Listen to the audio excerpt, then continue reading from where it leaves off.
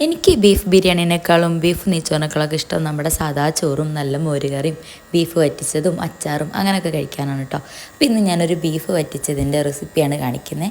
അത് നമ്മൾ ആവശ്യത്തിനുള്ള ബീഫ് എടുക്കുന്നു. അതിലേക്ക് നമ്മൾ വലിയ സവാള അരിഞ്ഞത്, തക്കാളി അരിഞ്ഞത്, പച്ചമുളക്, ജിഞ്ചർ ഗാർലിക് പേസ്റ്റ് ഇതെല്ലാം കൂടെ ഇട്ട് കൊടുക്കുക. പിന്നെ അതിലേക്ക് ആവശ്യമായിട്ടുള്ള മസാലപ്പൊടി ഇട്ട് കൊടുക്കുക. അതെന്തൊക്കെയാണെന്ന് വെച്ചാൽ ഉലുവ, നല്ല ജീരകം, പെരുംജീരകം, കുരുമുളക് ഇതെല്ലാം കൂടെ വറുത്ത് പൊടിച്ചത്, അതിൻ്റെ കൂടെ മഞ്ഞൾപ്പൊടി, മുളകും പൊടി, മല്ലിപ്പൊടി ഇതെല്ലാം കൂടെ മിക്സ് ചെയ്തിട്ട് ആ പൊടിയും അതിൻ്റെ കൂടെ കുറച്ച് ഉപ്പും കൂടെ ഇട്ടിട്ട് നമ്മൾ നന്നായിട്ട് കൈ വെച്ചിട്ട് ഒന്ന് മിക്സ് ആക്കി കൊടുക്കുക. ആവശ്യമുണ്ടെങ്കിൽ ഒരു ഇത്തിരി ചെറുനാരങ്ങ നീരും കൂടെ ആക്കി കൊടുക്കുക കേട്ടോ. കുറച്ച് മല്ലിയെല്ലാം കൂടെ ഇട്ടിട്ട് നമ്മൾ എന്ത് ചെയ്യുക, ഈ ബീഫ് ഒന്ന് വേവിച്ചെടുക്കുക. ഒരു 4-5 വിസിൽ മതിയായിരിക്കും.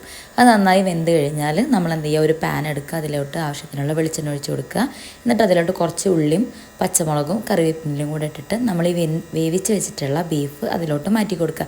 ഈ വലിയ ഉള്ളിക്ക് പകരം ചെറിയ ഉള്ളിയാണെങ്കിൽ ഒന്നും കൂടെ നല്ലതായിരിക്കും. എന്നിട്ട് ഈ ബീഫ് ഇട്ട് കൊടുത്തതിന് ശേഷം ആ ബീഫിൽ ആ വെള്ളമൊക്കെ ഒന്ന് വറ്റുന്നത് വരെ നമ്മൾ നന്നായിട്ട് ഇളക്കി കൊടുക്കുക. നല്ല തിക്കായിരിക്കുന്ന സമയത്ത് കുറച്ചും കൂടെ മല്ലിയില നമുക്കതിൻ്റെ മുകളിലിട്ട് കൊടുക്കാം. അപ്പോൾ നമ്മുടെ ബീഫ് വറ്റിച്ചത് നല്ല സിമ്പിളല്ലേ. ഇത് നമുക്ക് ചോറിൻ്റെ കൂടെ മാത്രമല്ല കേട്ടോ, പുട്ടിൻ്റെയും അപ്പത്തിൻ്റെ ഒക്കെ കൂടെ അടിപൊളി കോമ്പിനേഷൻ ആയിരിക്കും.